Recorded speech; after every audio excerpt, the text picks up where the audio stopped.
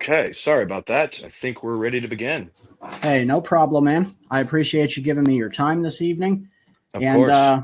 all right, so if you're ready, we can go ahead and get started. Hang on, I'm trying to adjust my camera here. Give me 2 seconds. All right, I think that's good. All right. All right, so if you're ready, we'll go ahead and begin now. My name is Steven. I run ProverbsGuys Ministries. We're a Christian Young Earth Creation Ministry.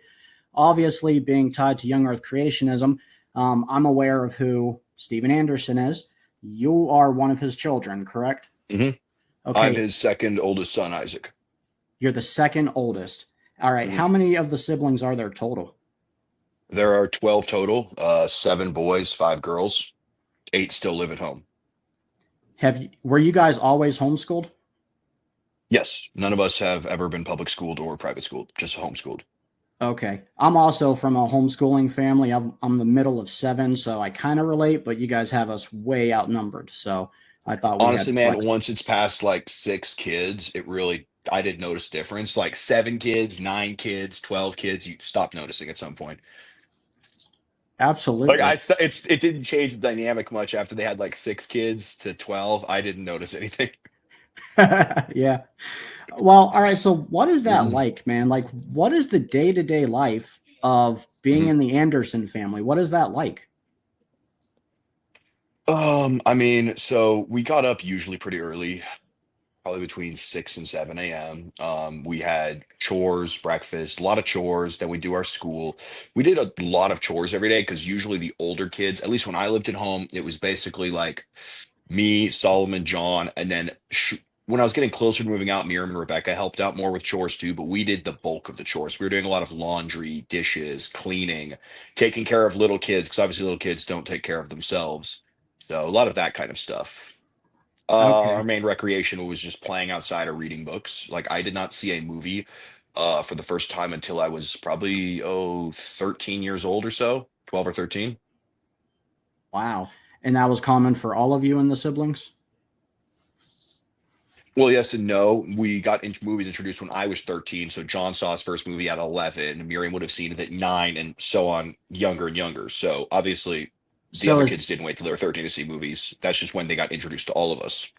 Okay, so is that just the age where you guys were old enough to kind of experience movies at your friend's house, or did it come a certain point where your dad just sort of relented a little bit and let you guys, see movies? I never watched a movie at a friend's house before. Well, it just wasn't something that we did. We weren't allowed to do that. We were not allowed to go to other kids' houses and hang out for fear of molestation mainly. So never sleepovers, never anything like that. We didn't go to other kids' houses. Yeah. I know a couple times we spent a few times with Solomon's girlfriend's family, a couple times, but we didn't watch movies with them. So, and then as far as why we were allowed to, I think I don't know, they just started letting up on it a little bit. I Yeah. don't remember why. It just happened. The first time I ever went to a movie theater was to see After the Tribulation when my dad put it in theaters. That was the first time I had ever been to a movie theater in my life, which that would have been in 2012. So I would have been a little younger then, but then I think in 2016 was the first time I actually saw a movie. Did you guys have friends outside of your immediate church community, or growing up were your friends always sort of strong followers, families of followers of your dad? Neither. They didn't have any kids at the church that were even close to my age until I was like 12. And then the first kid that they had that like I was actually hanging out with at church, I was 12 and he was probably like 8 or 9. So he was somebody to hang out with. So no, and we didn't really have a lot of kids in our neighborhood. We had like this one kid who lived across the street from us, but we didn't really like him that much. He was kind of weird. And he ended up moving anyway. So my parents tried to put us in like homeschool groups and stuff, but if you ever talk to homeschoolers, they're real weird. They all talk the same for some reason. They have that homeschooler speech impediment. Yeah. I fortunately didn't catch it, but it seemed like everybody else had it. Yeah. So no, I did not have any friends growing up. Not really. Besides, I guess when I was older, we talked to kids at church, but we weren't allowed to like go out and hang out with church people. The only way to hang out with your friends at church might be to go soul winning with them. Now, when you were a kid going through that type of environment, did you see it as over restrictive, or did you just think you had parents that were, up and tight? I thought it was normal. I didn't know any better. Like to me, it was just, oh yeah, that's just how it is. Like I didn't feel overly restricted because I didn't know any better. Obviously, in hindsight, it's pretty bad. Yeah. Yeah, I understand that because my dad was a third generation Marine and he Hmm. was a little tough on us too. You know, and I know you can relate. And sometimes, he went over the line. And even now, after he's been passed away several years from Hmm. COVID, even today, it's sort of hard to figure out like, okay, what was harsh parenting and what was borderline child abuse and what was plain out Hmm. child abuse. Do you kind of have those mental battles too? No, it's very obvious that what happened wasn't even slightly close to acceptable or reasonable. Like I can understand if your kid mouths off and you slap them or something in a fit of anger. It was no, it was they were just so far off the reservation. There's no excuses you can make for it. I know his retarded fans won't stop making excuses for him and oh, you're just a wimp who can't handle getting spanked or something and they're just stupid. I don't even want to keep arguing with them. They're stupid. And now they've already Faithful Word Baptist is already publishing on their public Facebook page that, well, the Bible's actually pretty quiet on spousal punishment. No, it's not. And it's not spousal punishment, it's felony domestic abuse, I think is the actual word for it. That's the actual term.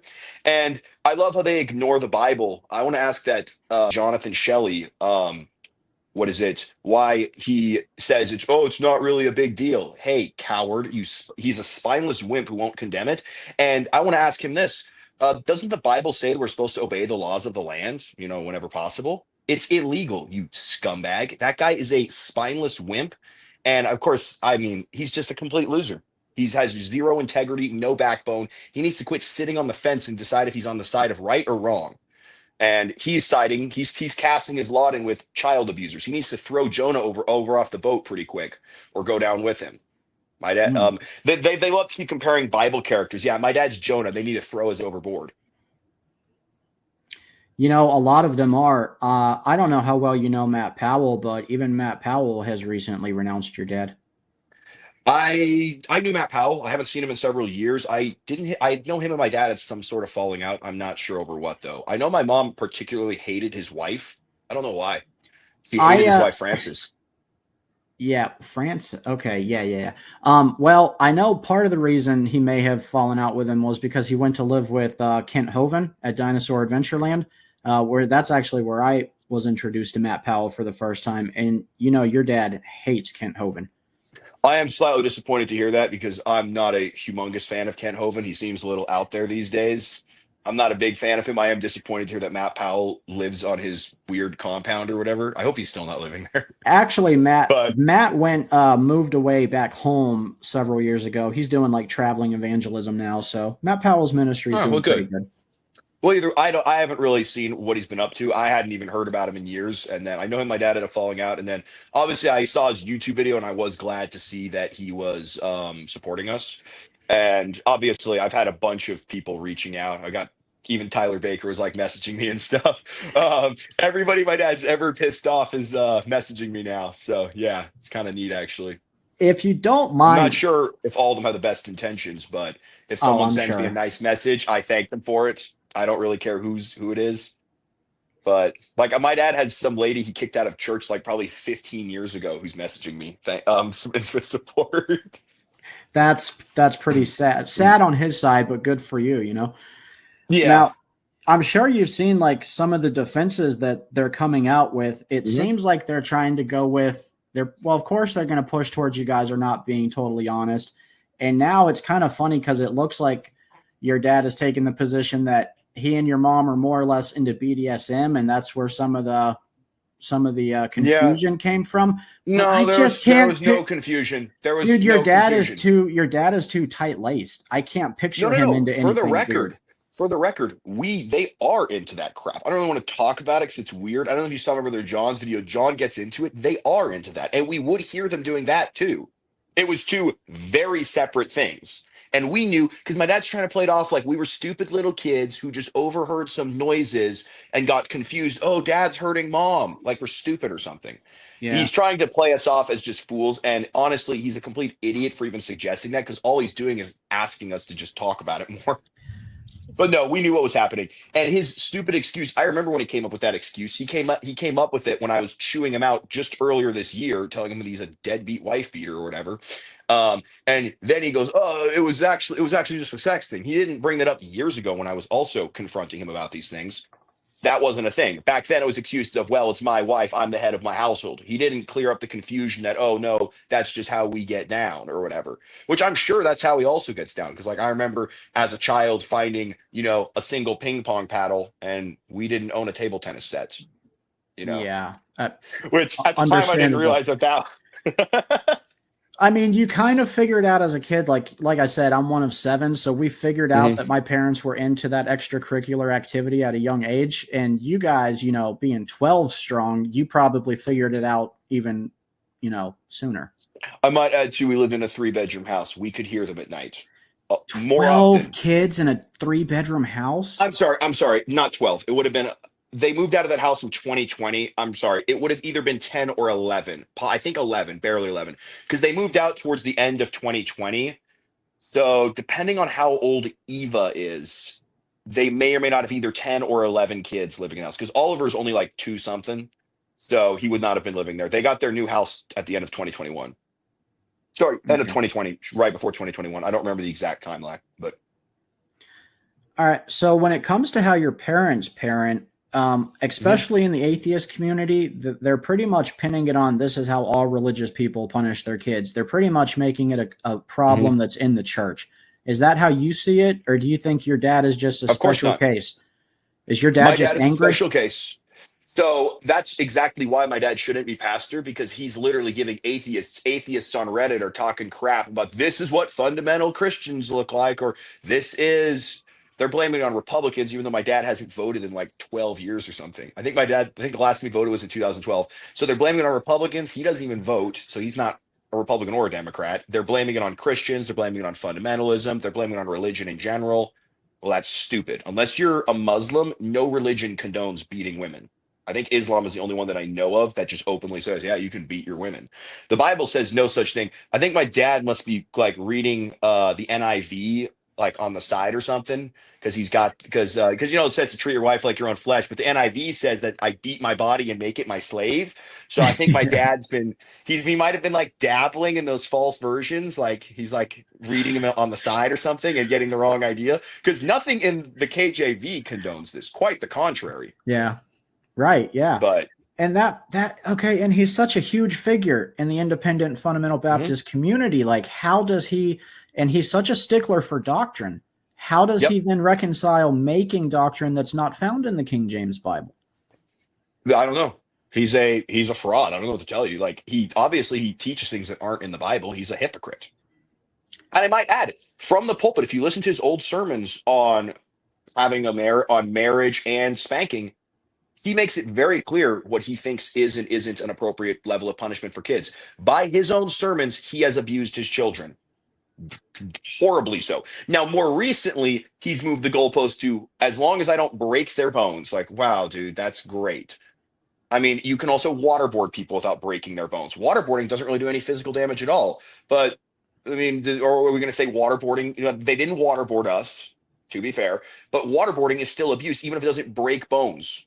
Right? There are plenty of ways you can torture and abuse people without breaking their bones. And I might add, John's broken multiple bones and says it hurts less than the cord. I've never broken insignificantly, but I've broken fingers and toes, and it's nothing compared to that. Like getting your finger broken is not that bad. Same with toes. So yeah. All right. If you look across YouTube, at least in the Christian communities, there's basically 2 groups. There's the group that we'll call like, your dad's faithful supporters, and they swear that he's still a saint. The other group Mhm. swears that your dad works for Satan. What's the truth? Does your dad have good qualities? Can he be a decent No, guy? so he can be. And when he's not absolutely losing it, he is a fun guy to hang out with. Like, I'd be lying if I said I didn't have fun hanging out with him. Like, when he's not freaking out or going bananas, he is a fun guy to hang with. He's funny most of the time. He's cool. Like, you can have a good time with him. And that's why people are so shocked. Like, oh, I knew Pastor Anderson. He's not like this. Because obviously, it'd be a lot easier if he was just always a raving, horrible lunatic who's never done anything good for anybody. But the Yeah. fact is, he has been a positive sorry, he has been a positive influence on the lives of thousands of people, right? He has plenty of fun times people have had with him. So like it's not as simple as just, oh, this guy's a horrible, wicked degenerate who's gonna burn in hell. I think he's saved. I don't think he's unsaved. I think Okay. he's kind of having a King Saul moment here where he's, I think he's if they since they just love to keep comparing to Bible characters, I'd say he's more like a King Saul. So Okay. Well, honest. Yeah. All right. because Okay. yeah, I'm seeing people online saying he's like satanic. My mom's a literal witch or whatever. I'm seeing some stuff, and I'm like, okay, that's a little excessive, guys. I've been reading he's a Jesuit actually, and no, there are plenty of things you can criticize him for. He's not a Jesuit. He's not a Satanist or any of the other fun things I'm reading. All right. So you would say though he is a normal guy. He has good qualities, but he definitely has maybe an anger issue. Definitely an anger issue. Yes, he Do needs to just you learn how to. Sorry. do you think your dad should step down, and do you think your dad will step down? He absolutely should. I mean, he's not qualified. So if he's not qualified, he's supposed to step down. I think he has permanently disqualified himself because even if he stopped being a bad husband and father, he cannot be the leader of a church with this on his record now. He's not blameless anymore because Yeah. people are using this to demonize Christianity, in particular Baptists. That's a fact. Well, This will be used by the enemies of God, unfortunately. this does disqualify him under the category of, kind of more or less not having his house in order. But personally, Also blameless. Come on. I kind of felt your dad, was disqualified years ago though, because he's sort of a railer. And also, he doesn't seem to be big on preaching grace. Like I've seen a lot of angry sermons. Do you think It that's doesn't fair? sell. It doesn't sell. He's getting up and talking about positive things. That's what every other preacher does. My dad has been extremely popular, or at least well known, I should say, because it's compelling. He's extremely intense. He's loud. He's very dramatic and stuff. Like when he's wearing like a bathrobe and he has like a tinfoil miter on his head and he's using a toilet brush to sling water in the people in the crowd. He's making fun of the Pope. Now, obviously, I'm not a Catholic. Making fun of the Pope's great, It's right? funny. Yeah. But the problem is, yeah, that's what's drawing him in. He's wearing a bathrobe and he has a literal toilet brush that he bought, and he's dipping it in water and hurling water on the crowd with his toilet brush. Obviously, that's theatrics. It's over the top, and maybe it's not necessarily bad, but that's what he does, and that's he's kind of attracting the wrong crowd. He's attracting a Yeah. crowd of people who are there to be entertained. It's like the people who are following Jesus, but only to be fed. Yeah. So Oh, wow. Yeah. yeah. So his church members ate of the loaves and were filled. When they're because he is, and that's the thing too. He is a kind of a bully with that kind of stuff. Because basically, anybody doesn't like. Have you seen his Facebook recently? I think he's deactivating because he's going into hiding now. He's crawling back into his basement. But I on think his so. Facebook, all he's doing is posting stupid memes, just making fun of this. Like all he's doing is posting memes, making fun of it. Like great response, dude. Like why don't you actually confront the allegations head on instead of saying, "Oh, don't talk to them. They talk to the tranny," or "Oh, don't do this," or "Don't do that." And they've already moved the goalposts from they were lying about everything to Jonathan Shelley says, yes, they used an electrical cable on the kids. He didn't use it on his wife. So it went from we lied about everything to, well, they weren't lying about it being on them, but they are lying about it being used on their mom. And now they're moving to, well, my dad even said from the pulpit that even if everything we said is true, he's still qualified because he's a clown. And he's trashing on great guys like Pastor Salvador Alvarez, who I was just talking to, because the guy's has a young child. He only has a young kid, or he has two kids, but one of them is very young, and he's only been a pastor for 3 weeks. I might add, he has more church members than my dad did when he had 3 weeks. For the first year or so of his church, my dad often was preaching to just his wife and kids, quite often. So Really? yeah, no, yeah. His church started off tiny in his house, and the audacity to hate on another pastor and go, oh, well, this guy doesn't get to say that I can't beat my wife just because he hasn't been a pastor as long as me. I saw some other idiot, I forget who, was one of these other goons, was talking about Pastor McMurtry going, oh, well, wait till your kids. Pastor McMurtry has two adult sons, one of which is married, the other is engaged. If he was beating his kids and because it's not like, oh, because they're acting like, oh yeah, you just have to wait till they're older, because as if everybody's gonna beat their teenagers senseless, right? As if like, Yeah. oh, you'll get it when you're older. Like, I mean, I've been married longer than my dad was before he started beating my mom, so I'm already winning there because I made it through the first 3 weeks of marriage, so without beating my wife. So hey, I'm How I'm big already is hold. how big was your dad's congregation before the interviews with you and your two siblings came out, and has it gone down any? I'm not sure. Last night, if I remember correctly, he hasn't broken attendance records in like 3 or 4 years. His church has not gotten has the population in that church, or not, but attendance has stayed the same for like several years now. I know I've had dozens of his church members calling me horrified and stuff, as well as lots of his buddies, even ones who won't speak up against him, Pastor Jimenez. Um, so he's got some of his buddies. I think the only guys he has that are like really standing by him are Jonathan Shelley and Bruce Mejia. Which Bruce Mejia, when I talked to him, he just claims we were just lying. We made everything up. I was like, why would I have a motive to lie, dude? He's like, I don't know, but you did. I was like, but I'm not, so whatever. And then Jonathan Shelley knows it's true and just doesn't care because Well, I he's a mean, spineless wimp. He's got his buddy Ben the Butt Kisser on his podcast. I was trying to watch his stupid podcast last night, but Ben was too effeminate for me. He talks like a queer, so I couldn't handle it. I couldn't talk to him. I'd rather talk to Jordan than that. I'd rather listen to Jordan than Ben. Jordan's way straighter than Ben, as far as I'm concerned. I don't know if you've seen he calls himself Ben the Baptist. I didn't know he called himself that because when I went to FWBC, everybody I heard they called him Ben the Butt Licker or Ben the Butt Kisser because he's a complete just butt kisser. But apparently he actually goes by Ben the Baptist. I just found this out, and I'd never heard him talk before, but that guy is so effeminate. It was cracking me up. I don't want to hear that guy's thing on what a man ought to be, that absolute wimp. So, and then he's got his spineless coward friend, Jonathan Shelley, who I think has disqualified himself now because, he's a spineless wimp supporting my dad. Anyone who still supports my dad is a spineless coward or maybe like mentally handicapped or something if they still think he's qualified or that he's innocent. But yeah.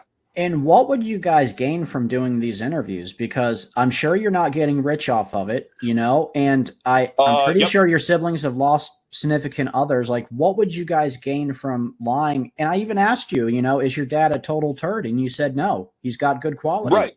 So what Of would you course. gain? So I might add despite the videos we did with Jordan having hundreds of thousands of views, I think mine was at like 160,000 last I checked. Miriam's at almost 100,000. None of those videos are monetized. No one's making money on those. Yeah. This one won't be No one's either. making money off those videos. Yeah. No one's making money off these videos, especially not me. I haven't made a penny from this. Right. Yeah, that's it. And Have you got I any? have nothing gained from this. Literally zero. How many threats have you had, and have you been completely shunned from that community? I've gotten a few threats. I have people messaging me, they're going to come kill me, this and that. I stopped getting them because every time I was getting the threats, I would like invite them. I would send them my address or something, but so far no one's showed up yet. I have security cameras. Arizona has a castle doctrine. Yeah. I have a lot of pre-ban firearms. So far, not one of these cowards has showed up to my house. I don't think that any of them will. They're just trolls. I think what it is they're obviously trying to scare me and get under my skin. If they realize that they can't actually get under my skin, they're going to pack up their little no profile picture anonymous account and go crawl back into their hole. Because obviously none of these people are actually willing to. If they actually wanted to hurt me, they wouldn't warn me that it was going to happen. They would, just get me when I least expected it. Obviously, anyone who's giving you detailed stuff on how they're coming to kill you is probably not actually going to do it. So, yeah. If your parents were, first of all, do you think that the treatment of your siblings who currently live at home, do you think that it's on the line of abuse enough to where the kids could be taken away? And if so, would they go to you or your older brother? So are you I guys don't know worried about about that? I don't know about the legality on I'm not educated enough on the law to know how much you're allowed to beat your kids. I know that they don't do things the way that they did when I lived at home. From what I understand, they're just using belts, paddles, and hands. I don't know like what the laws are on smacking your kids upside the head. I don't know. I think in the state of Arizona, anything that leaves marks is considered illegal, but I'm not sure to be honest with you. I know it's toned down, but the mental abuse from my mom is still very bad, but I don't believe that's illegal. Okay. Out of the two, because I've Yes. heard a lot about your dad, how bad your dad's punishing was, but in all honesty, I've heard some stuff about your mom too. Which one of your parents do you think was worse when it came to punishing? So There's not a clear answer on that. So my dad had fewer angry outbursts than my mom, but his outbursts were far more destructive. My mom spent much more time angry though. So she was angry more often, but she was less physically destructive because she couldn't physically beat us as bad as a man can. My dad's not a very big man, but he's still a lot stronger than my mom. So at least, yeah, there was that. So my mom was also much more mentally abusive than my dad. So I guess it depends on how bad a person is affected by mental abuse versus physical abuse. And then my mom's was kind of say more constant thing, where my dad's was less thing. The thing about my dad too was my dad, it wasn't as unpredictable with him. Like if you were on a trip with him, he wouldn't just randomly start tweaking out usually. My mom, literally anything could set her off. My dad, you usually had to actually do something. Now, usually it was trivial things that would set him off, but it would be something that set him off at least. My mom was more unpredictable, constantly angry. So, like, the impression you'll get from John or Miriam is that my mom was worse. I mean, I just didn't care about her abuse as much, like her mental abuse. I didn't really care. Her opinions suck, so I just didn't listen. I can tune it out easier, perhaps, than they could. Yeah. It's also worth mentioning, too, that out of all the kids, I was probably my mom's favorite kid. So while I wasn't treated well, I was treated better than John or Miriam. I have some theories on why, but yeah. So she treated me better than she treated John or Miriam. She also hates Rebecca, too, particularly. Rebecca's currently her new least favorite kid. Really? There's no John or Miriam. Yeah. So, and I I hate think that. my theory on it is that my mom hates my dad, obviously.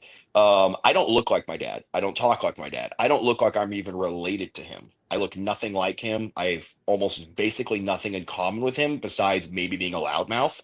That's our only common trait, is being loud. Um, so I think that didn't bother her as much. Whereas like John was kind of like a goofy kid, and my dad's a little goofy sometimes. So that reminded of Miriam looks like my dad's sister Lisa. She takes after his side. So I think the kids that reminded her of my dad, she didn't like as much. Whereas Solomon and I Mm, aren't really similar to him at all. So we're more serious. We're not goofy. We don't look like him. So we just got treated a little better because of that. okay. Wow. And Still not treated well at all, but yeah, better at least. why do you think, I mean, you said your mom hates your dad and you said it pretty casually. Why do you think that? Well, I don't know, because he beats her and treats her like crap. What do you think? I mean, I'm just wondering, like, if she did hate him, why doesn't she leave him? Is it because they're so engrossed in Who's gonna pay for the kids, or her? She you think hasn't that's her worked in like fear? 20. She hasn't worked in 20 years, and I keep hearing people say, "Oh, she'll just go to Germany." My mom is not a German citizen. None of the kids that live at home are German citizens. My mom had to renounce her Hungarian and German citizenships to become an American citizen. So her first four oldest kids hold triple nationality. She does not. Oh, Her and maybe Rebecca might have her German citizenship, but for sure not Anna or down. So so basically, at least eight of her, like seven or eight of her kids and her, only Americans. So no, she can't just go back to Germany. She'd literally have to get a work visa and a permit to be in Germany for more than a couple months. Now I can move to Germany, live there indefinitely. I'm a born German citizen. That can't be taken away from me. As is my son. It is funny though that her kids and grandkids are German and she's not anymore. But yeah, she had to renounce to become an American citizen. wow. So, okay, so she seems stuck. Do you think she resents your dad because of the amount of kids that you guys had and having to? I mean, that's stressful. It's stressful having Oh, I'm four sure it kids. is. Do you think that's part of why she resents him? No, I don't know. I don't really care why, to be honest. They have a horrible marriage. They both are constantly at each other's throats. I don't really like care about diving deep into the why. It just is. They hate Okay. each other. Their marriage sucks. My dad currently is a literal basement dweller. They have like a two-story house with a basement. He lives in the basement. My mom has her own bedroom on the second floor. He's down in the basement recording his schizophrenic rants about my Uncle Clint. Those weird schizo videos, that's him. That's literal basement dweller Pastor Anderson screaming at his camera about my brother stole my kids because his kids don't want to live with him. Like it's like no. Wow. All right. So when you think of the NIFB movement, you automatically think Steven Anderson.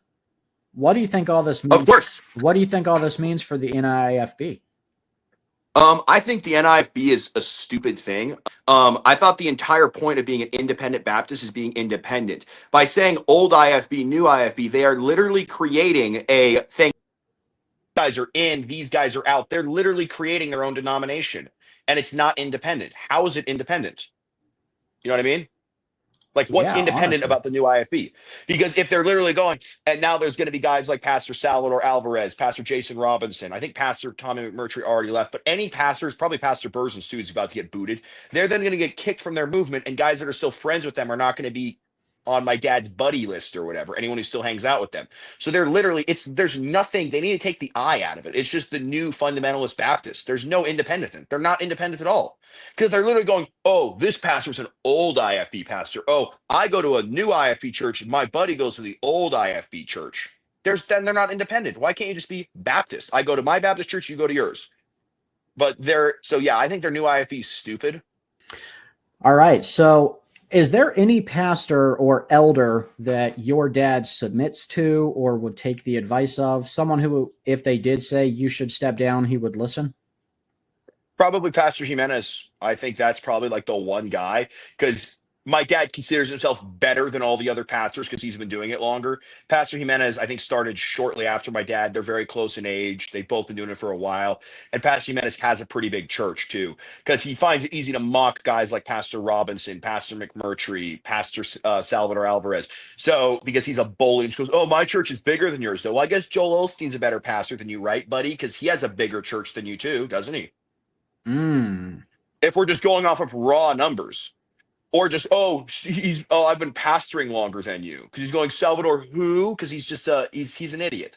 So I'm guessing probably Pastor Jimenez, if he did the right thing and stood up and called it out. Because I know this. Do you think Pastor Jimenez thinks it's okay to beat your wife? He's not a dirtbag like Jonathan Shelley. He doesn't think it's okay to beat your wife. I know he doesn't. He just doesn't want to speak out against my dad because maybe he's worried my dad's going to make a meme about him. I don't know. If he's watching this, Pastor, I really hope you will do the right thing and, speak up, because I know he doesn't beat his wife or kids that way. And I know he never would. And I know he knows it's wrong. So why doesn't he speak up and say something? I wish he would. He needs to do the right thing and throw Jonah off that boat as fast as they can, lest their whole ship sink. Well, and it seems like maybe a quarter to a third of your dad's airtime was throwing other pastors under the bus. He's not qualified for this. He's not qualified for that. Mm-hmm. And that was before your dad's skeletons fell out of the closet. How does his sermons change now? It's going to be a little bit harder to disqualify everyone around you when you yourself look very disqualified. I'm not sure, to be honest. He's not very consistent with his own standards. So, I guarantee, who knows? I think he's on borrowed time at this point. Do you think he knows that? Probably, because he looks more unhinged every time. He doesn't look like he's sleeping very well, does he?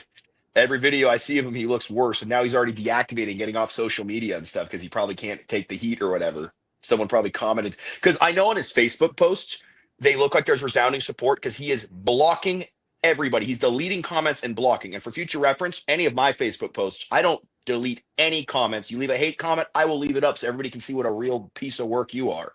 If you leave some disgusting hate comment, I'm gonna leave. My dad deletes all. So yeah, he has unanimous support. Yeah, because he deletes and blocks everybody who doesn't agree with him. And if you even ask him questions at his church, you'll get kicked out as well. He's thrown out me. He's thrown out Solomon because Solomon didn't back him on his brother needing to die or whatever. So yeah, he has unanimous support because if you don't agree with him, you get blocked and deleted instantly. So it's very easy to project. He has unanimous support of everybody he didn't get rid of. Yeah, and that's a scary thought. And now it seems like his circle is going to become smaller. So that probably means it's going to be like the ultra loyal of the loyalists. So I don't even know. Do you think I think they're called sycophants, or I prefer the word retard. It's a more common word. So do you think there's anyone at the church left who could keep your dad hinged?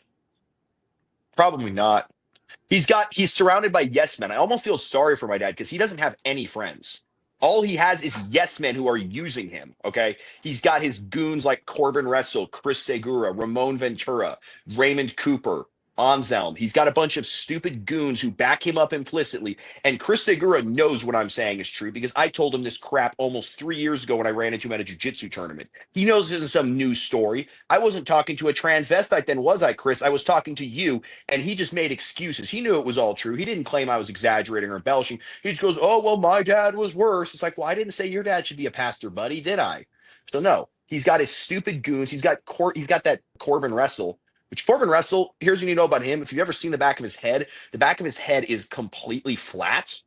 So that's like a sign of stupidity usually if someone's head is completely flat. I'm not trying to sound like a phrenologist because I think that's pseudoscience. Hey, that's all But right. if that's what happens when you let your babies sleep on their backs too much, guys, it flattens their head out. And I know in Germany they say that's why Turkish people are so stupid because they all sleep on their backs as babies and it flattens their heads out and makes you stupid. But Corbin Russell, whatever part of that brain he has is missing, and that glutton yeah, part of what it is too is let me go off on these guys. The reason why my dad is backed by goons like Raymond Cooper and Corbin Russell is both of those guys were miserably failing in the private sector working. I worked with Raymond Cooper.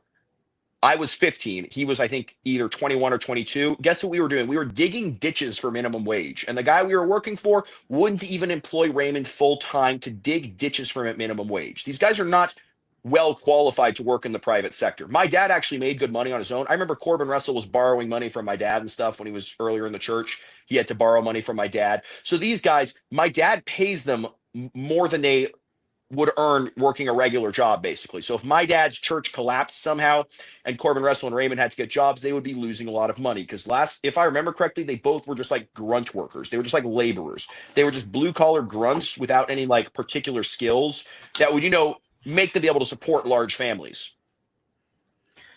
I'm sure, I'm saying this because Corbin was on Jonathan Shelley's stupid live stream last night talking crap about me. So I'm glad you found my Reddit, Corbin.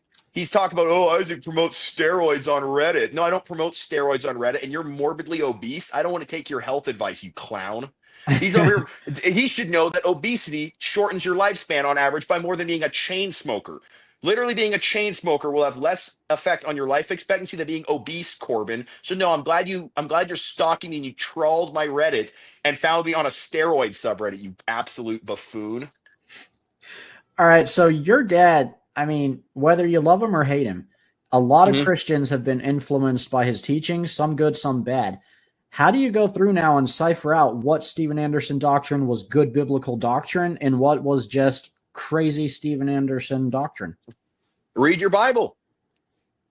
Read the Bible. I read my Bible. I can tell you which of my dad's stuff is true and which isn't. It's the ones that he can back up from the Bible. And some of his teachings he can back from the Bible, others he can't. Obviously, like things like once saved, always saved, soul winning, stuff like that. That kind of stuff, yeah, he can back it up in the Bible. He's right about post-trib rapture and stuff, but you can back that all up biblically. Like if you can basically read your Bible and fact check it. When my dad goes, beating your wife might not be that bad because the Bible's pretty quiet on it. Like, that's such a stupid thing to say because you know what the Bible also doesn't mention? Pedophilia. Are we going to say that the Bible? Well, the Bible's quiet on pedophilia. I personally wouldn't have sex with a 10-year-old, but hey, if you do it, the Bible is quiet on that, so I don't really want to weigh in, do I? I'm sure that's probably Jonathan Shelley's doctrine next week. With the way he thinks that if the Bible doesn't just explicitly say thou shalt not, that I don't really get to condemn it, even if I wouldn't do it myself. On the other, these guys are going to be Islam. They're going to be Islamists soon at this rate. They're going to be Muslims with the way they're talking about beating women. If your dad converted to Islam tomorrow, then all of those NIFB pastors who follow him would be Muslim a week from now. I agree with you. Inshallah, Jonathan Shelley will revert very soon. Yes. I don't think his doctrine holds water in a bucket. No, that guy's a clown. Yeah. Well, he doesn't have any doctrine. He's literally just going, I don't want to weigh in. Like, retard, you did weigh in. Like, I'm tired of these guys saying that now they don't want to weigh in. Like, you waited. You called me and my brothers Absalom and Shimei, and you're calling us names, talking crap about us. And then suddenly, when it comes out that it's true, they go, I don't really want to weigh in. This isn't my place to talk about. It's not my church, not my problem. Which, of course, all that's doing is just letting everyone know Jonathan Shelley is a haven for wife beaters. Even pastors with no affiliation to my dad should go, hey, guess what? We might be new IFB or whatever, but no, wife beaters not welcome at my church. Take that to faithful word. In any of these interviews you've done, is there anything that you regret have saying, or is there anything you wish you had said and didn't think of at the time? I can't think of anything I regret saying, no. Not really. I mean, everything I've said is true. Yeah. So, and obviously, I'm aware that I come across as abrasive, and I'm sure somebody's going to be whining that it's wicked that I call Jonathan Shelley a spineless coward. No, what's more wicked is that Jonathan Shelley is a spineless coward. He's a pastor. He's not supposed to be a spineless wimp, and that's what he is. He's a wimp. And then I wish guys like Pastor Aaron Thompson and Pastor Jimenez, would do the right thing and speak up like they ought to. I know So, Pastor Berzins. Oh, by the way, on this too, I was talking to a guy. He got kicked out and from the FWBC listeners group because he just shared the sermon that Pastor Berzins preached, where he just said it's not okay to beat your wife. He just posted the link to the sermon, and he literally got banned from the FWBC listeners group. And mind you, Pastor Berzins has not been reprobated by my dad or anything yet. Not yet. He probably will be because he thinks it's not okay to beat your wife. But he literally just preached a sermon about why it's not okay to beat your wife, which is the bar is super low here. Like he's really a controversial doctrine, right? Hey guys, don't beat your wives. Pretty basic stuff. He doesn't mention my dad. He doesn't condemn my dad in the sermon. He just says, hey, it's not okay to beat your wife. And you'll get banned from the FWBC listeners group if you share that link. if the To a new IFB NIFB, pastor preaching a sermon on this. but if the NIFB collapses now, because your dad is their most powerful figure, Mhm. where do they go? Where do you suggest NIFB people who were disenfranchised, where do you suggest they go? I'm not sure, to be honest. I mean, obviously, like I wish I lived near some of the actual good pastors, like Pastor Robinson, Pastor McMurtry, Pastor Berzins, Pastor Alvarez. Those are churches I'd like to go to. I live in Arizona. We don't have any here, so I'm not sure. Does this change your view on pastors? Your dad's been really looked up to around the world at Mhm. times, especially in the Baptist movement, and knowing how he was behind closed doors. And, has that changed how you look at other pastors? Do you assume all of them are wife beaters behind closed doors now? No, definitely not. I don't assume they're all wife beaters. Definitely not that. I mean, some of them I definitely have suspicions of because if someone's going to say it's not that bad, you know what I mean? If they're going to say it's not that bad, then I have my suspicions about you now, Jonathan Shelley. But Well, yeah, and your wife is part of your flesh. She's bone of your bone, flesh of your flesh. Who would harm sorry, themselves? my light died here. Well, once again, as I said, these dudes have been reading too much NIV. They're beating their body and making it their slave. It's literally they're just reading. That's NIV. I thought Yeah. that's why we're KJV only, so we don't come up with stupid doctrines like that about beating your body and making it your slave. That's what they're doing. They literally beat their wife and make it their slave. It's insane. Yeah. And okay, your dad, that's another good point, because with the King James only movement, your dad's one of the biggest advocates there too. Does this affect Of any course, ground in that movement? Do people take I another don't look know, at to be that and honest. say, is it serious? So I think my dad is right that the KJV is the best thing. Mhm. Now, I'm not one of those people who's going to say you're not saved if you read the NIV. I'm not that hardcore about it. Obviously, the NIV has verses that have been critically changed. There's verses missing altogether and stuff. Mhm. I also like the way the KJV reads and sounds. Maybe that's because what I've always read, but it has the most like gravitas of any of them. It's good. It sounds right. It sounds better. I like the KJV. I think it's by far the best translation, and it's not even close. That's just my opinion on it. Well, I don't think it's an opinion. It is the best translation and stuff. But here's the thing. Probably over 90% of the NIV is still not different enough to be an issue. Now, obviously, there are a few key verses that have been removed and changed, so I would never read an NIV. But listen, if there's some guy reading a New King James Version or something, I'm not just going to rain hellfire. I'm glad he's reading any Bible, dude. Like, Yeah. I'd rather a guy reads the New King James than no Bible at all. Because most of say the New King James or even the NIV, the ESV, most of it is still unchanged. And I'm sure his clowns are going to call me a heretic liberal now or something. I was gonna Because I said ask, that. have you ever said that around your dad and you lived to tell this tale? Like, I don't remember, to be honest. Obviously, I don't read these other Bibles. I have a KJV. That's Yeah. all I read. Yeah. But let's be honest here, most of the other versions, most of it is still not different enough to be a significant thing, right? Yeah. It's not significant enough to be a big deal. No, yeah, obviously, I wish they didn't take like the 20 verses out. And obviously, the verses like about beating your body and making it your slave, that literally supports what my dad teaches. Crap like that, I'm not a big fan of that. And I think that they're lower quality translations. They just don't sound as good. Yeah. The King James is very poetic. It sounds Right. like what you would imagine God talks like. It sounds grandiose and stuff. Yeah, it sounds more serious. It doesn't read like a comic book or something, Yeah. or like a light. It's not light. It's supposed to be a heavy book. I mean, I'm So, like you, man. I think the NIV is the non-inspired version, but if a new of believer course, is going to read the NIV and they're just eating it up, God bless you. Go for it, man. You read that right. And NIV. maybe if I knew a guy who would, I'd get a better one and maybe Yeah. explain to them why. But if they're screaming, "Oh, you can't even go to a church," but listen, maybe the best church in your area is an NIV church. Maybe it's not ideal, Yeah. but maybe the best church you have. Am I like maybe the best church you have is an NIV church. Yeah. I might add, my dad lies about getting his post-trib doctrine. About let's go off on this. He claims he came up with it when he was 12. No, he didn't. He learned it at his new IFB church, not new IFB, sorry, at his NIV preaching church when he was 12, because his NIV Baptist pastor preached about the post-trib when he was 12, and that's where he learned it from. I'll be So honest. yeah, I always thought he got the so post-trib much from for Kent Hovind. yeah. No, he got it when he was 12 or 13 or so, going to an NIV preaching Baptist church. I'm Wow. sure he's going to lie about that, but that goes to prove my point that yeah, NIV is not a good translation. Not a fan, but there is still some good. And my dad he learned the truth there, and that particular church preached better on the post trib out of the NIV than most Baptists are preaching with the KJV. Now, Yeah. obviously, I would not read anything else besides the KJV unless I Sure. was maybe stuck on an island and all I had was the New King James. Yeah, I'd probably read that instead too.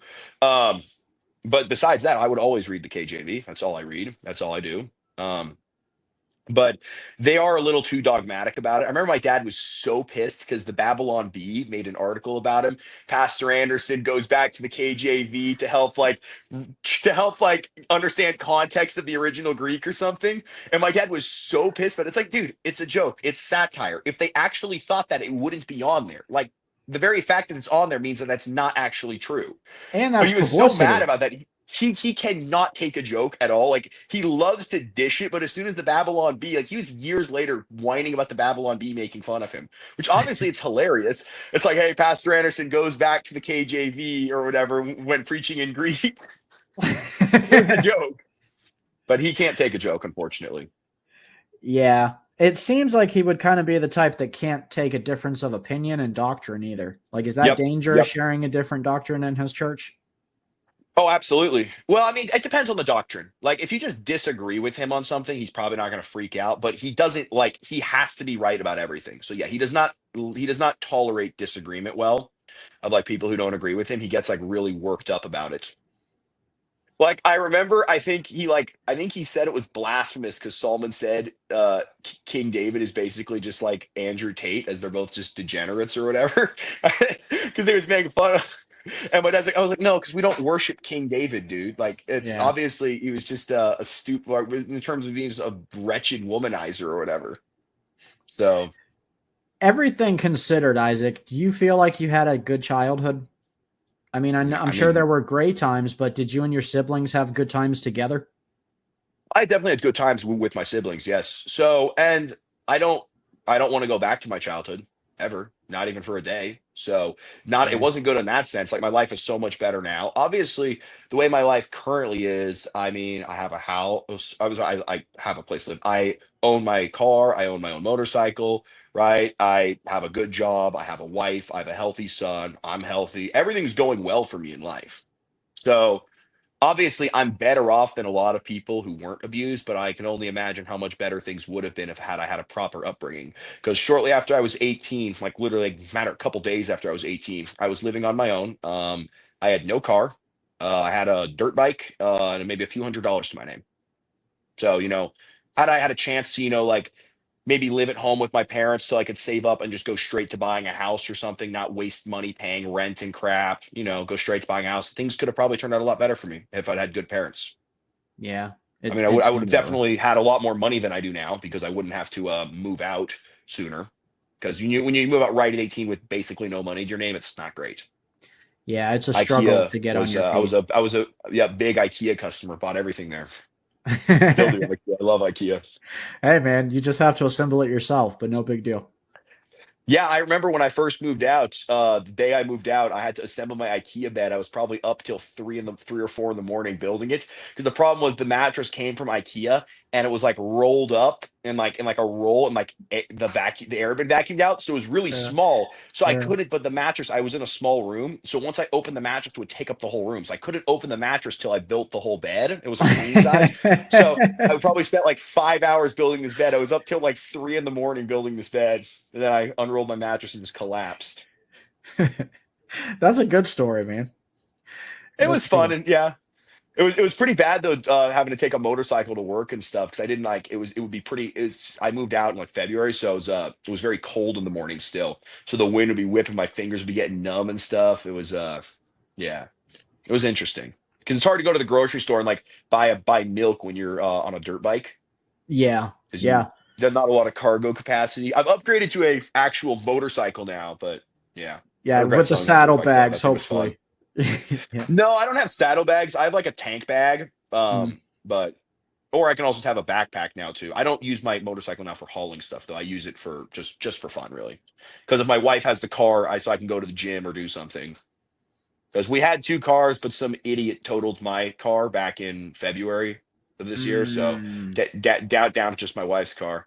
Because Oh. shortly after moving out, probably a month or two after moving out, I just walked into the Hyundai dealer and just bought a 2021 Elantra. I was just financed one, so it was a really, really nice car up until some idiot, some 16-year-old who I got her license like 3 months earlier, just drove out of a parking lot going like 40 miles an hour and just T-boned my wife and just destroyed the car, broke the seatbelt, set off all the airbags. Oh My wife was man. pregnant then too. Not really ideal to be honest, but yeah. No, thank Because God it of turned out course the okay. insurance company, the insurance company pays you for the car, and they basically like they paid me, and it paid off what I owed plus like a couple grand extra.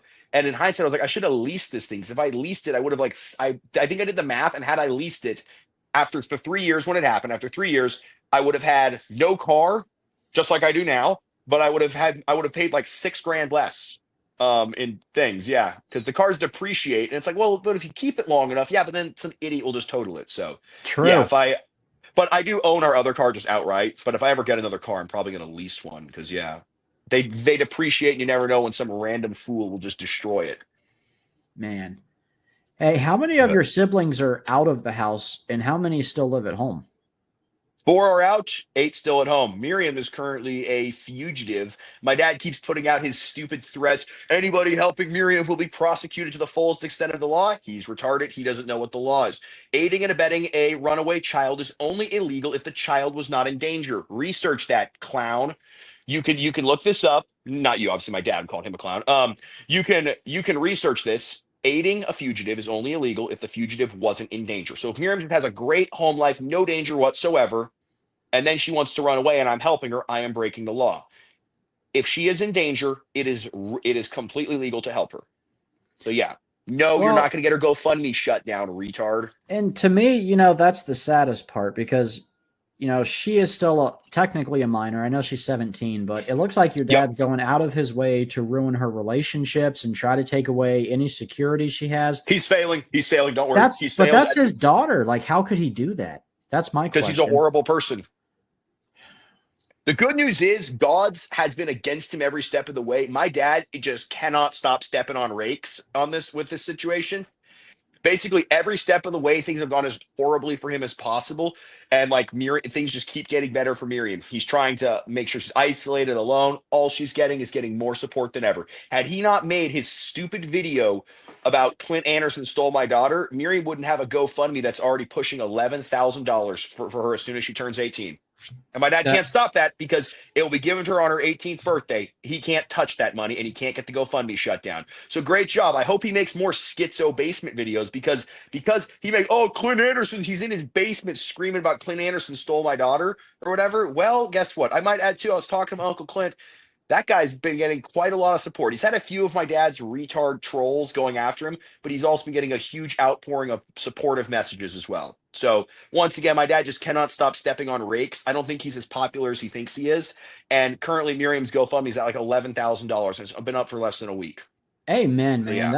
That's awesome. And I encourage I was everybody to shocked, go. and I was really happy to see how many people were willing to support her. Obviously, um, I mean, anything helps, guys. Some people are like, oh, messing like, hey, I can only put $20 in, but it's like, dude, that's That's great. Put 20 $5 bucks. in, She's yeah, going to put be put 18 something in. soon, and having I something mean, to hey, start off on, that'll be you can huge. buy, yeah, and you can buy an In-N-Out burger for $3.45. Even a couple bucks is, I mean, that's a meal, a good Yeah. one too. Yep. Well, and So yeah, no, 11,000, that's already enough for like first and last and a down payment on a car. So like, but exactly. keep it rolling in and give her a Yep, comfortable start. exactly. That's IKEA furniture, some clothes, first and last month's rent, couple months rent, so she can get a job, obviously, because currently she can't get a job because she's sort of in hiding. But she'll be able to get a job, pay a few months rent, and obviously, I mean, hey, if you're maybe consider if you go to my dad's church or Jonathan Shelley's church, instead of giving your tithe money to people who abuse women or condone abuse of women and children, maybe consider doing something good with your money instead of giving it to men who won't stand up to abuse. Consider that maybe, you know, Hey, and being, because I feel like God would appreciate that better, giving the money to the victim rather than the abuser, right? I would assume. well, yeah. So that's a biblical principle right there for you. Exactly. Well, there's a ton of people, man, who are still on the fence, and they have been following your dad for years, and they're trying to make Yep. heads or tails about this. They're praying about it. What's your Mhm. advice for them? Listen, I understand it's hard to believe this stuff about my dad. Some of you guys have known him for many years. Like I talked to Pastor Berzins. He's known my dad since 2006, obviously. And I understand that people close to them didn't know what was happening. And it's hard to believe. It's hard to understand. It's hard to comprehend because my dad, I mean, I would say from his public persona, it's not that hard to believe that the guy saying you can force your wife to have sex, you might also hit his wife. But maybe some people just thought he didn't, he'll force her to have sex, but he would never hit her, right? Never. I don't know. But I understand that this comes as a quite a shocking revelation to a lot of people. It's unbelievable. It's hard to believe. And yeah, maybe when John's video came out, they're more focused on the fact that John's got a nose ring and long hair than what John's actually saying. But the fact of the matter is, what we're saying is true. And they can't, they need to stop. How are they going to discredit my brother Solomon? What did he do that they can discredit him for? For me, they bring up the fact that I joked about beating women and forcing them to have sex when I was 17. My dad did both of those things. So I don't know why they're more hung up on the fact that I joked about it. And probably a shrink would say that I joke about it because I observed my dad doing it, and that's why I joke about it as a coping mechanism. I don't know. But, because it's where does Isaac get off? What's making him joke about abuse towards women? How could he? Who comes up with this? But then they also refuse to accept that maybe my dad actually did those things, and that's part of why. Obviously, I'm not making excuses for myself because I'm not even Yeah. sorry I joked about beating women. I still joke about beating women because it's a joke.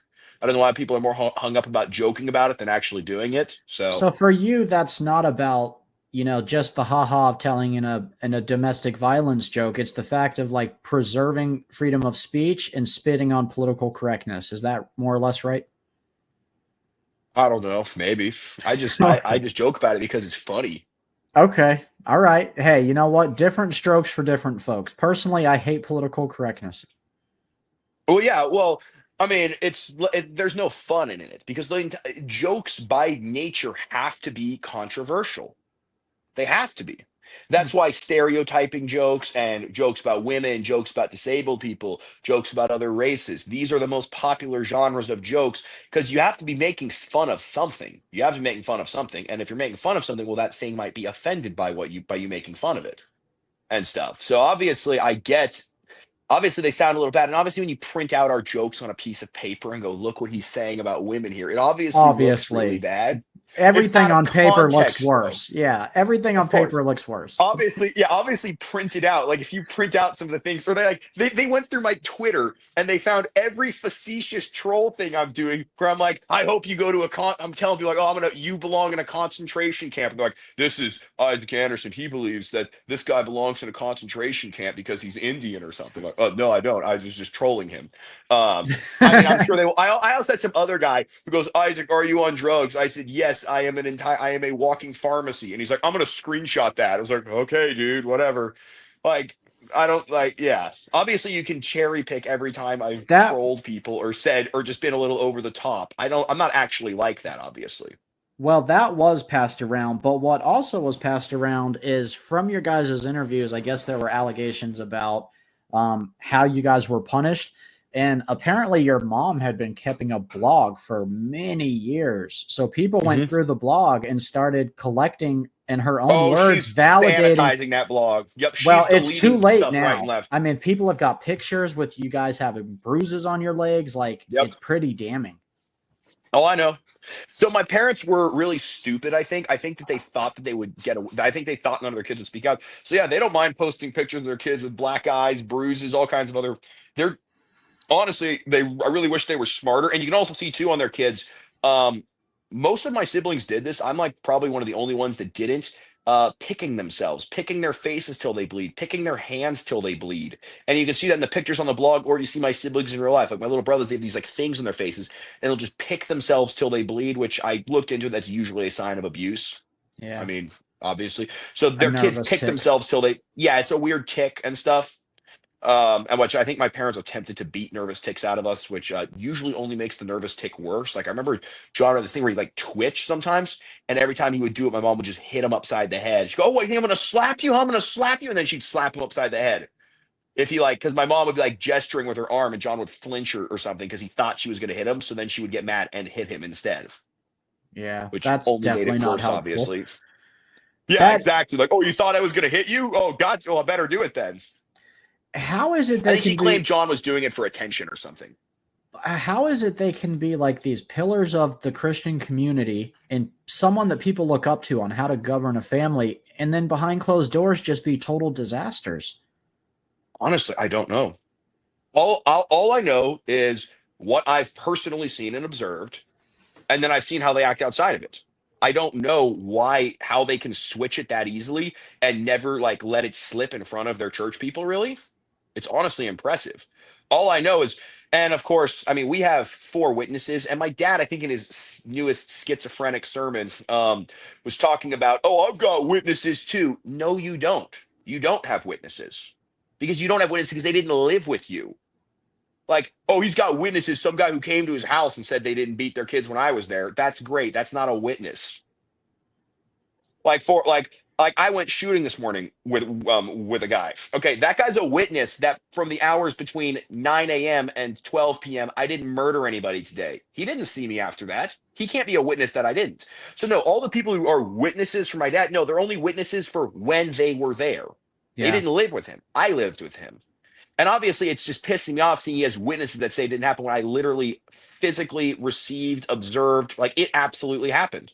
And they keep trying to claim our stories don't add up. You're an idiot if you think that. You can watch their hours of our videos, hours of videos, or you can check with the people that I've told about this years ago, like Alex Avgulas, Chris Segura, other What people what are from the they church. saying doesn't add up? Uh, they don't say. So here's what they're claiming why we don't add up. Because we have different outlooks. John thinks my parents belong in prison. Solomon doesn't think they belong in prison, basically. They're like, oh, that doesn't add up. No. What's not being disputed is the events of what happened. Now, yes, maybe we all drew our own conclusions from what happened, but no one is disputing what happened. Or they'll Yeah. ask Solomon if he remembers something happened. He goes, well, I don't remember that particular thing happening. It's like, well, maybe he wasn't home that day, Yeah. right? Or blocked it Like, out. well, yeah. So, but what's not up for debate is that my dad beat his kids and my mom with the cord Yeah. often, hard, and it's extremely painful and extremely damaging, right? And that he would open the cabinets, hurl dishes, that he would smash chairs, smash things in general, smash kids' toys as punishment, threaten to kill our pets if we didn't act up. I'm sorry, if we acted up. Do you think your dad has a lot of hate in his heart? What do you think? Have you seen him? Have you talk? He talks a lot more about everything he hates. Rather, he talks all day about what he hates. He never talks about what he loves. The Well, only thing he loves is to hate. He well, loves to that's hate. that's kind of my predicament, because from all the stuff of your dad I've ever watched, I've always thought he had a lot of hate in his heart. But Mhm. then you said earlier you do believe that he's saved, he's born again. But the Bible's pretty clear about if you have hate in your heart, it's awfully hard to be saved, if not impossible. I'm gonna say this, man. I'm saved, and I've got plenty of hate in my heart too. I hate all kinds of stuff. You Now look I don't. happy I'm not though, a. Isaac. I don't think you Oh no, look I'm a as happy guy. hate-filled as your dad does. You Well, I seem don't know. His hate friendly. goes in. Well, no, yeah. But the thing is, there are plenty of things that I hate. I just don't dwell on it. I guess I dwell on the Uh, positives. Okay. I don't sit around seething in hate, but I have plenty of things that I hate. Because I mean, if you love something, you have to hate the others. For example, if you love kids, you hate pedophiles, obviously. Okay. Because if you don't hate anything, you don't really love anything either. You don't just get to love everybody. You can't say, "Oh, I love everybody." Well, no. What about the horrible people? You can't love them and still love their victims. Well, you So have no, to hate sin obviously, to love righteousness. Yeah. exactly. So I have plenty of hatred in my heart, but not towards anything undeserving and stuff, obviously. And I don't dwell on it or talk about it all day because it's negative. It's negative. Now there Do is a you time and a place to be angry and hateful, but it's not all the time. Well, and yours seems like it may be more of like a righteous anger. Of Like well, with your I'd like to think that I'm only righteously angry, yeah, but I think everybody does. Yeah, I mean, no, okay, like I'll be honest. I know there's a lot of times I'm righteously angry, and there's sometimes Steven's just a jerk. Like I'll own up to that. Sometimes Oh, I'm a yeah. jerk. Uh, you don't think that's Well, I for your mean, I'd dad be though? lying if I said I haven't been a jerk either. I mean, I am sometimes. I mean, a lot of people online claim I'm a complete arrogant prick or whatever. If you read what they say about me online, I'm like the least nice guy ever, according to them. But oh well. I've talked with you for an hour. You seem legit to me.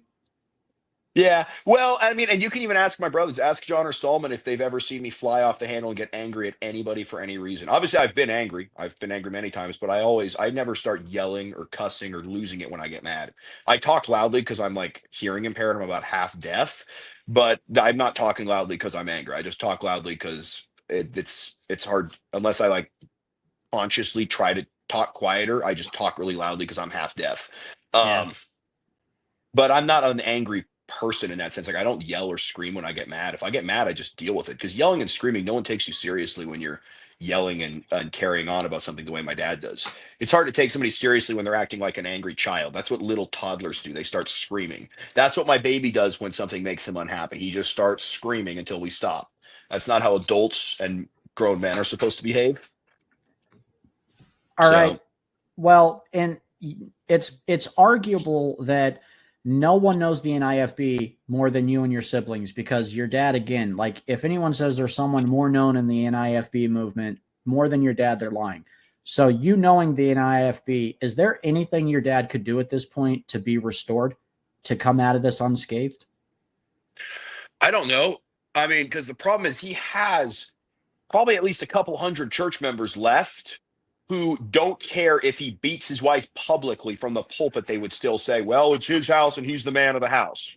So he has enough of those people. So at this point, short of either my dad just maybe realizing that he needs to stop, or maybe if he ends up, because he keeps bragging about the charges against him have been dismissed. No charges have been brought to him because CPS doesn't make it past his front door.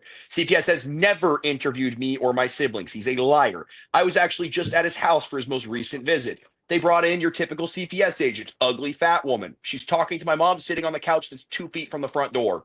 There for maybe, I don't know, not that long. Hey, do you beat your kids? No, we don't beat our kids. And yeah, none of their kids have black eyes or bleeding or something. So then the CPS just packs up their little red wagon and goes home. So no, he has not been ever thoroughly investigated and stuff. So he's lying about that. He's, oh, law enforcement cleared him. So stupid because I have committed many crimes of which I was reported for. The cops never even showed up at my house, let alone investigated me, let alone filed charges and found me guilty in court. I mean, OJ also wasn't guilty, right? Yeah. Well, CPS is broken anyways. I have seen It good well, I've seen kids they're taken toothless. Well, I've seen kids taken from good families, and then I've seen I don't family. buy that. I have, but I've also seen kids left in terrible families where they should have been Yeah. saved. Because I've read the articles online. All they did was homeschool their kids, and CPS took all of them. And I'm thinking, like, dude, if my parents didn't get their kids taken, if your kids got taken by CPS, you have to be so guilty because CPS has literally no rights. They literally come to your door. Can we talk to your kids? No. Okay. And they just leave. That's it. And it's super, super hard for them to get a warrant to actually do anything. And even then, they have to actually prove it and stuff. Prove the kid didn't get hurt on accident. Prove this. It's super hard. So, like, people who actually get their kids taken by CPS, I'd be very surprised if they didn't deserve it. Or maybe they're just really stupid and just somehow managed to get like say the wrong thing and get their kid taken. Because based on the fact that my parents, because whether or not what you think what my parents did is right or wrong, what they did is extremely illegal and it's a felony. Like they'd have literally hundreds, even thousands of felony charges if there was like a 24/7 security footage inside the house showing everything. they would be just thousands of counts of child abuse. So yeah, they are guilty of that. And maybe they shouldn't go to prison for that. That's an argument I don't really care to have. That's a separate issue. But they are guilty. And just saying, oh, CPS, we didn't let them talk to us and they couldn't get a warrant. That doesn't make you not guilty. Yeah. Yeah. I You're mean, right. most people break the law constantly and they don't get in trouble for it. You have to be very guilty to get in trouble. Closing thoughts. Is there anything that you would want to say to people? Something we haven't gone over yet tonight? Something that you think would be important, or just food for thought, people to chew on? Oh, I'm trying to think. I really should do notes before I do these interviews, man. Like I literally was like sitting on my couch and he messaged, like, oh, I was like, oh, dude, I'll hop on now. I don't. My last interview I did, I think I woke up like 20 minutes before I did it. I just literally just roll off. I just get up and do them, and just start talking. I really should do notes for these. I'm trying to think. I know I already know as soon as I get off, I'm going to remember that there was something I should have brought up and forgot about. But Well, I'll tell you this. I know you've probably been hit up by huge YouTube channels. I only have like 1,500 no, subscribers. no one wants, no one's talking to me. I mean, I have a few other like Christian channels. I think some of like the larger, I don't want to say more liberal channels, but more mainstream channels, they don't want to give me much airtime because of my, they probably think I'm a repugnant human being. Like I remember even Jordan got a ton of hate for platforming me. Well, to be honest, I'm at NASB using Baptist-Costal. So in the NAIFB, I'm already the guy What's that NASB? NASB, New American Standard Bible. So I thought you were KJV. No. My wife is KJV, and I love the KJV, but I'm an NASB guy. So in the NIFB community, I'm already the guy they hate. So I don't mind having Heretic. you on. Right. I don't mind having you on, man. And if you do want to come back and go over more, I would love to have you. Yeah, I'm sure. Well, I can't wait for my interview to get discredited now because I talked to a guy who didn't read the KJV. I Great. should have kept There you that go. until the end. I'm so sorry, man. You should no, yeah, you shouldn't have said that on camera. That now this is ruined. You got to edit that part now. Man, if it helps, I've never spoken Discredited. tongues, so a win-win. All right. I really want to go to one of those like those tent revivals where we're all speaking in tongues. I need to do that sometime. I'm too afraid they'll pass that. around the snakes, and I'm not about that life. I've seen those videos where they get bit by the snakes and stuff. Those are the funniest ones. I love those. Where they get bit by the snake and they go to like the hospital and stuff because they're like playing with like a cotton mouth. Yeah. Which like I don't understand because even if like they're literally doing like when Satan was trying to tempt Jesus to like jump down off the thing. They're literally doing that. They're just tempting God. Right. Like that's not how that works. Like even if like no, they think they're Paul or whatever, they're not. Well, and if you Google it, their congregations have been getting smaller and smaller, and that's because their congregants keep getting bit more and more. I was about to say it's because people die. They're just dying off, man. Eventually, they'll all be gone by natural causes. I mean, I feel bad about them dying, but like anybody stupid enough to allow himself to get bit by a snake is probably. I don't feel that sorry for them, unfortunately. Maybe I should, but I don't. I'm short on sympathy for them. And Kent Hovind, he's a good friend of mine. He just recently picked up a rattlesnake and got bit, but he thought it was a grass snake. Like it's a little different picking up a poisonous snake and it's venomous.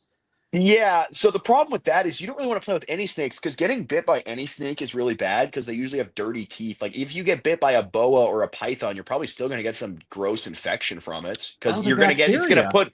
Yeah, they have really dirty teeth, and it's going to be like a puncture wound, an inch or two under your skin. Like you can still get a bad, like even if you get bit by like a harmless snake, you probably still need antibiotics usually, or you're going to get some kind of infection.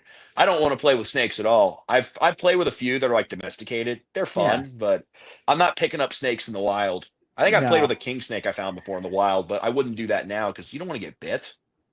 Yeah.